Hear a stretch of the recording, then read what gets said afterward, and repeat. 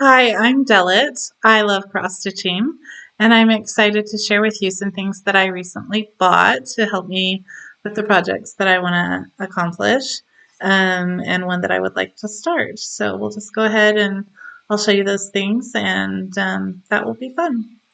So I bought a lot of floss, like a lot, more than I think I've ever bought at one time. And the lady handed me this receipt. I was duly impressed. Um, I bought a few other things, not a lot, some storage, some needles, a needle like container that has a magnet on it. Anyway, that for me was a lot. 66 cents for DMC floss from Joann's. I did buy one Anchor floss. It was like 70 cents, I think. That's the one I bought. Hold on. To use on my sagebrush sampler, possibly. I thought it was the perfect color. Turns out that I liked one of the GMC colors a little bit better, but and I'll show you that. Not sure why I have that color there. So I also bought these. This came together. This with two other little containers that fit inside of it. I mainly bought it for this other one that fits so nice and neatly inside of this container. This was like on clearance for $9 and works really well for me to keep this project in. You can see I've got my floss here, my fabric, and I have the pattern under that. And this will fit in here. Right now I'm using it for some floss, but it's going to fit in there nice and neatly, and I'll be able to put my scissors and the needle in it. Right now I'm using this. Going to be all covered up by plastic containers. I'm using this to store some floss because I had to buy the whole thing to get the other one. And I figured, well, this being perfect for the needle and scissors, I thought I can still use this to keep floss in. I won't use it with this. I'll use it with something else. I don't have just one organization system like some people. And so it works for me for my living circumstances and where and when I want to stitch and how I want to protect the stuff that I have. So, and how often or how much I want to spend on cross stitch supplies. So these are the flosses that I still needed to buy, most of them, for the Paula Vaughn pattern that I started. But have not worked on much since I started it. It was a fence post with barbed wire and a basket and hat and like a bucket or a watering can, I can't remember, and some irises that reminded me of where I grew up in southern Utah. This is, in here I have a project I just started. I had talked about starting a Good Shepherd pattern, more than one to choose from, and I picked out this pattern, which fits nicely into that container. And then I can store my other stuff in there as well. The fabric on top of this, and then off to the side, the floss and needles and scissors and things. So I like it for being able to keep it all together and keep it neat. And I can go sit outside and put that on the ground, or and I don't have to worry about bugs getting in it or dust or whatever. I can close it up and not worry about, if I have a drink, I don't have to worry that I'm going to spill it on my fabric. So I like that. I can use it for storing up in my attic where we get a lot of dust, being here in Utah, and feel like I can easily find it in that clear container, and I can put stuff on top of it and not worry about it getting crushed. So it works for me. It's nice. This is the pattern that I have picked out, that I have started. This is the little lamb that Jesus has gone and gotten to bring into the fold. I loved the sky and the tree, and then I really liked this Jesus. even though I actually liked the sheep in the other pattern better. And I'm stitching right here underneath his arm and sleeve, this part of the cloak he's wearing that he's using to wrap up the little lamb.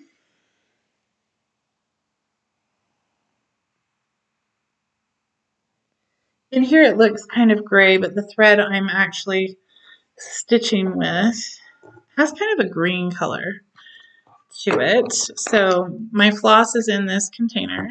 And yes, it's all just in here. And that will drive some of you crazy. You would like to have, I have everything perfectly organized.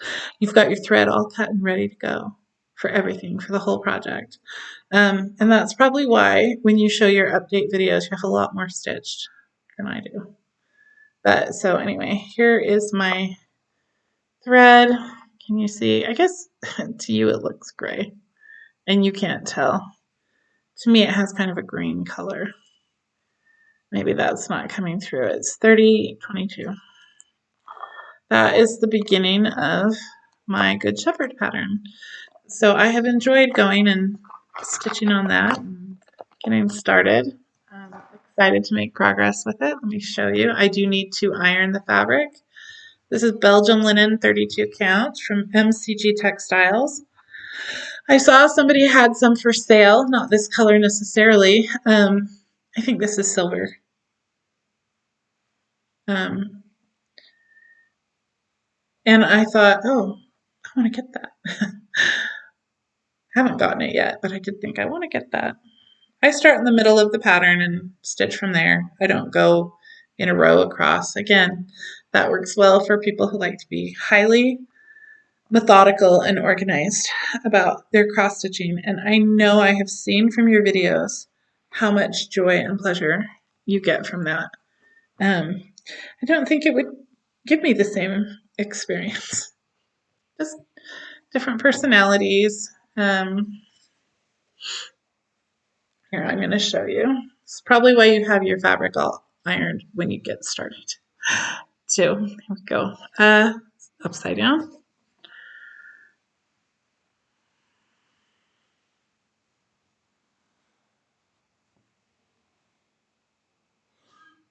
Maybe that's also why I like to stitch in hand.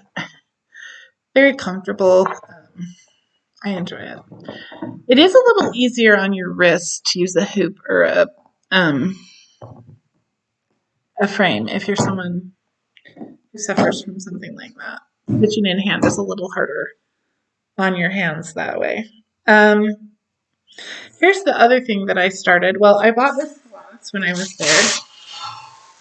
And I'll just show you. I have a bunch of floss that I bought. Yeah, see that tangled in there? That's my organization system at work. Oh, there's another color. I just bought a bunch of greens that I thought might work for sagebrush and then wound up choosing this green, 3813, and that's for the sagebrush, and then this is for the wood part of the bush. I'm hoping to do a dust devil. We'll see if it turns out with 4145. This was a little more, this variegated floss. See that? Did I show you the inker floss? I think I did. The 1042. We'll see. I might add that as part of the sagebrush. I have this color, 3777. It looks kind of rusty on the video, I can see anyway, but here it's just a deep red. It's beautiful. If you have any at home, you would see less rust, more red. That is because I'm from Redmond, Utah. That's where I grew up. And we have these beautiful red hills behind the town. And so I'm hoping to put some stuff in here, either in one of the alphabets or in a border or something. But this is what I'm stitching my alphabet with. It's 4500. It's another variegated floss. It's pastels. It had the shade of green that made me think of sagebrush. And I just thought it would be cute for the alphabet, which I am designing this sampler So I designed the alphabet, which is hard to see from here. So I will zoom in. I thought I did iron this. This is 30, no, this is 28 count even weave from MCG Textiles. It's like a dusty rose color um, fabric.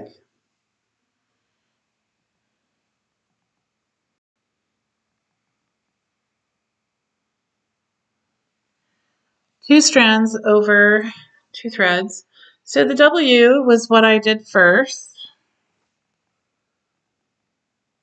My mother made the comment when that was all there was to see that you couldn't see it. It kind of faded into the fabric. But by the time I added a couple letters, then she could see the alphabet a little better. So I think that when the whole alphabet is done, it will look like an alphabet and it will kind of be more in the background. And what you will notice more is the sagebrush, which I've done the trunk for and started on the leaf part.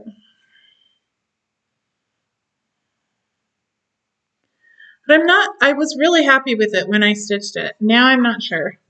I might go look at some of our sagebrush that we have plenty of here in Springville, which I grew up with a lot of behind my house in Redmond.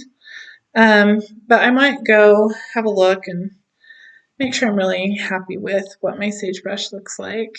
Down at the bottom, I plan on putting another alphabet, probably a cursive alphabet. And I haven't decided, and I need to do my numbers after I do this. More alphabet up top.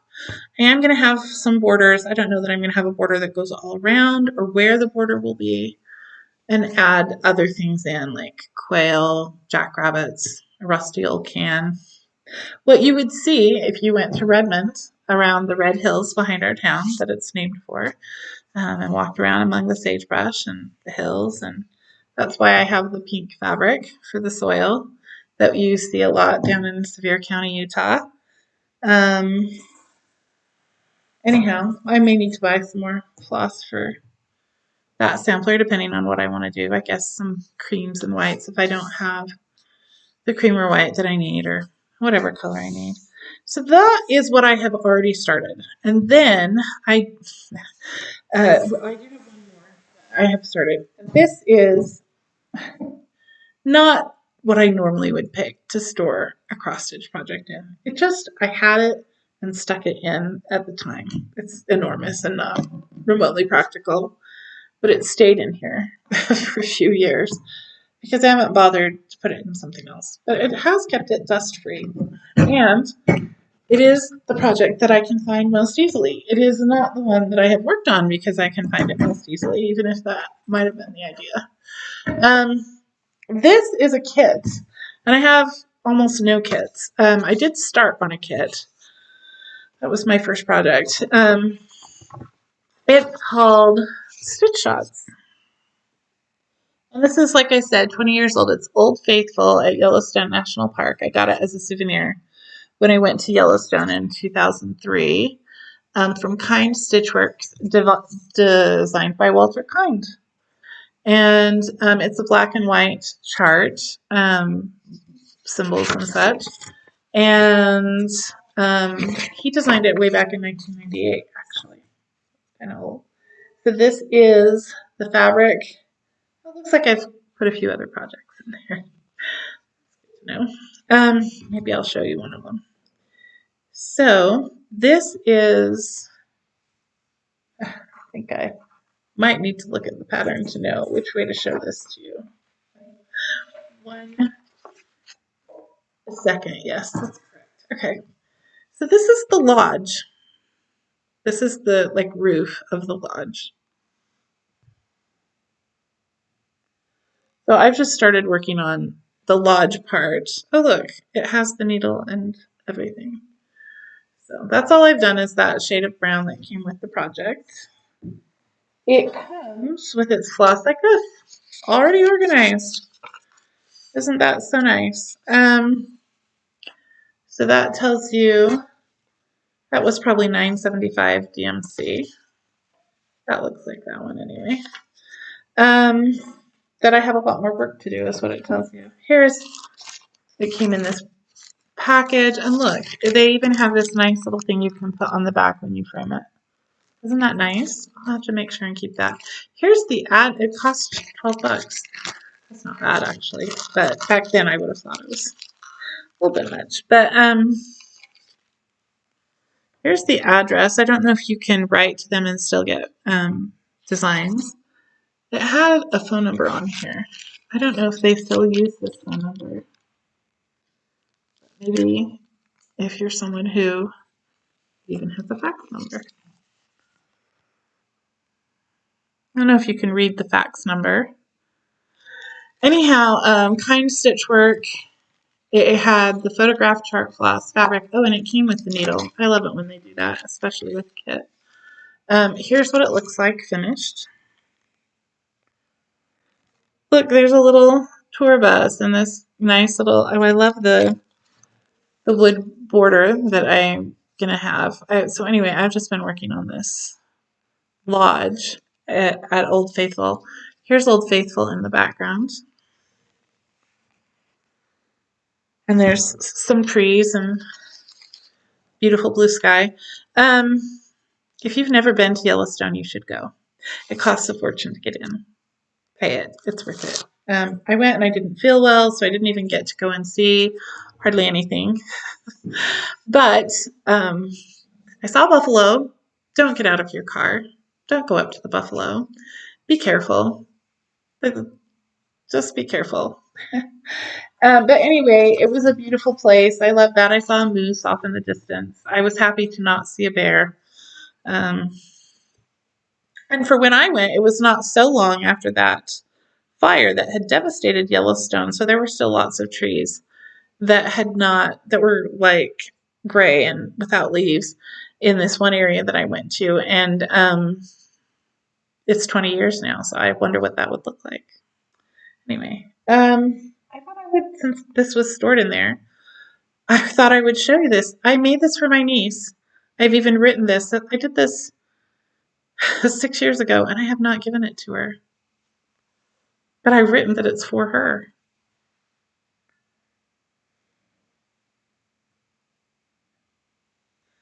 I don't think it took me that long to do. She's not a gymnast, but she's very athletic. She does karate, not gymnastics. But she used to do dancing, you know.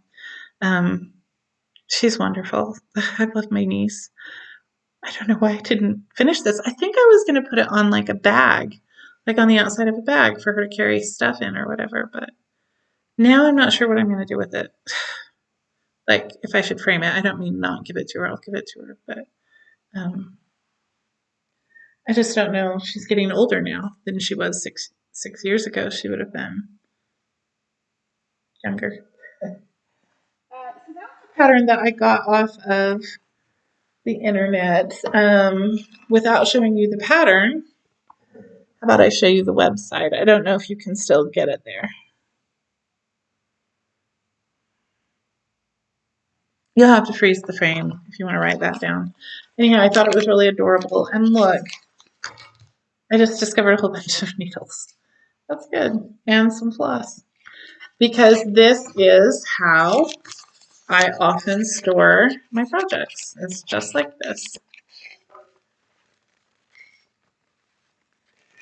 And I don't even know that I washed and pressed that. I might have. It probably didn't get all that dirty because it was such a small project. Just a few floss colors. Anyway, that's usually what I do. And then on the other side, I have my pattern. And I could easily just take this with me, slip my little scissors in there, and go. Let's see what else is in here. Oh, this is for a stocking, but this is more for embroidery than cross stitch. And I need to work on that here. I'll show you. I have this nice big pattern for the stocking that I cut that out, and I need to work on it. I don't know what this is down here. Oh, these are the snowflakes used that I printed off the internet. Oh, that one's kind of ripped. Oh, but that's supposed to be because you put it, see. you know, it's supposed to, you pin it on and then trace it. My idea. And then you fill it in with embroidery. This is the rest. So these are the shapes that I wanted to have. That's thread. So yeah, then I had cut them off and cut them out.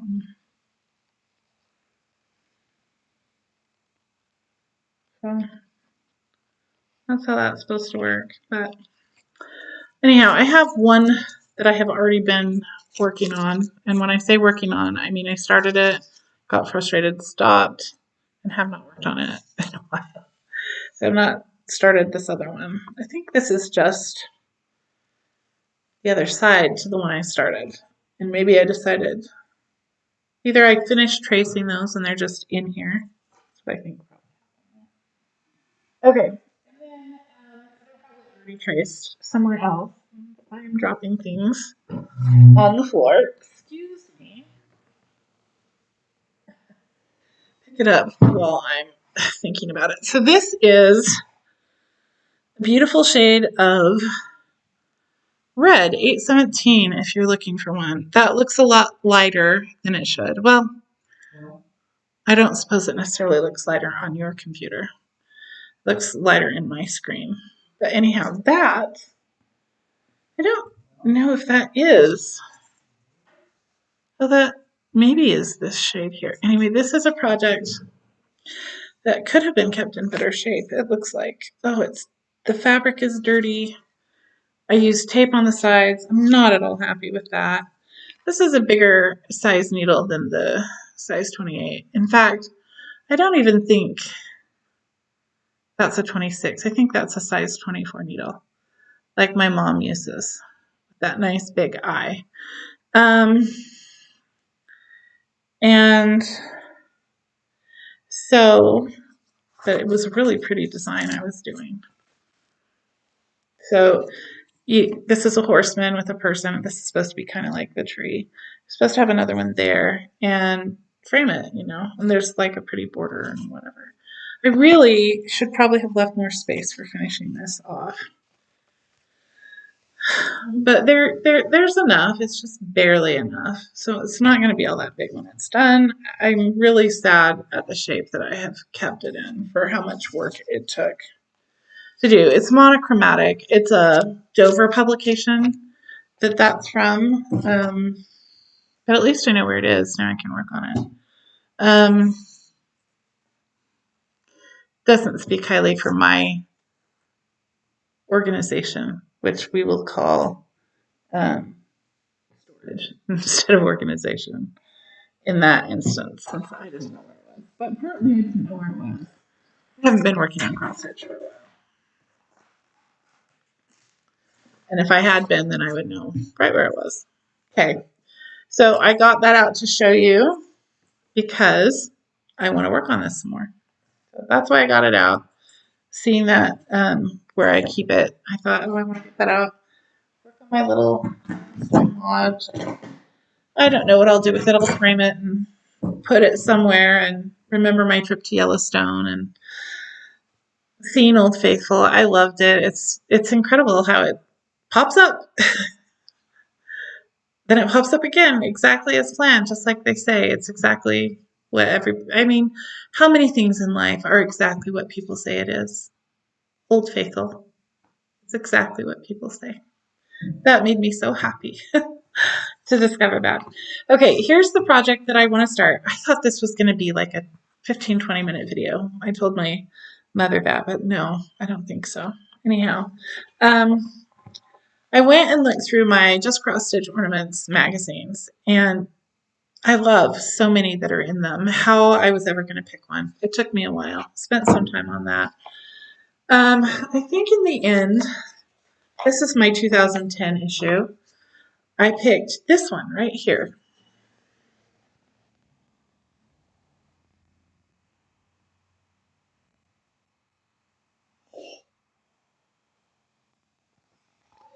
So I read the instructions on it, and I'm just going to tell you a little bit. On the back, you would stitch this border. And these are just 2 colors. Now, they've used this hand over-dyed floss, but over-dyed floss, apparently when you iron it, they said, the colors can run. I don't want that. Also, I don't want to spend $4.25 per skein of floss, like I've noticed a lot of the over-dyed floss costs for these 2 colors, when I can find 2 beautiful colors of thread that work for Christmas. They can be red and green. They could just be 1 color. They don't have to be 2 colors.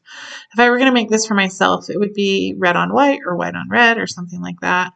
But I might just do red and green, or I guess you could add gold in there or something. Then along the side, you put a ribbon, which is what it's hanging from, is a ribbon. They've stitched this on linen, and it's got some back stitching. But it's kind of simple, kind of small. It seems a little complicated. They've used mat board that they cut it to fit inside of this, and then they folded the fabric over the mat board, and they've glued it down with acid-free glue, and then they've also stuck in here a bunch of batting, like several layers of batting. And they said you remove or add layers of batting to make it as wide as the ribbon that goes along the side, which they suggest getting 1/4 of an inch wide ribbon and cutting it about they say a ½ yard long. That seems kind of crazy. But anyhow, you put your ribbon around and then you loop it. And there's your little Christmas ornament with the batting in there. Now they called it a pin keep. I guess I don't understand what a pin keep is because I couldn't see where you keep your pins. So if you know, you can comment it and say, in 50 years of being alive, I don't know how you don't know what a pin keep is when you cross stitch and all of that. I just thought a pin keep is where you keep pins, like where you store pins. So maybe you're supposed to store it on the back. They didn't say anything about the pins. But that is the pattern that was submitted by Cherished Stitches from Christmas, and that's what they called it, Christmas Joy Pin Keep, Cherished Stitches. And this is put out by Just Cross Stitch Magazine, by the way, if I didn't mention that. Every year they do an ornament issue that's just Christmas ornaments. And so without showing you the pattern, I can show you the lady that submitted the pattern. And these are the threads that they suggest you buy. Really, you just need 2. Gentle Arts Simply Shaker Sampler Thread floss, and then the Weeks Dye Works. You might prefer, I know a lot of people seem to prefer that, and perhaps a Christmas ornament would be a good time to break down and buy that, but I just thought $8.50 plus shipping and handling, plus the cost of the fabric and the ribbon for a Christmas ornament that could cost me nothing if I use everything that I already have. So I don't know if I'm going to make that for me or for someone else. If I make it just like that, and you could make several of those. They don't look all that big, but you cut your fabric 8 inches by 8 inches, but you're folding under a certain amount. It sounded like it's really in the end about 3 inches by 3 inches. Well, that's not all that big to hang on your tree. It's kind of a small ornament. It won't weigh much. I guess you could add weight to it by adding, more ribbon or beads or fabric or something, a ruffle, whatever you wanted. I'll probably just do it just like that. Anyway, this is what the cover of that issue looks like. If you've never bought a Just Cross Stitch or Christmas ornaments issue, but you like to make Christmas ornaments, you should. And of the 4 that I have from 2004, 2007, 2009, and 2010, and I like a lot of the ornaments in a lot of them. This was my favorite, was the 2010. I opened it up when I was trying to decide. I already had some to choose from the others. And I opened it up and I said, but I love all of these. And at first I was going to do this one.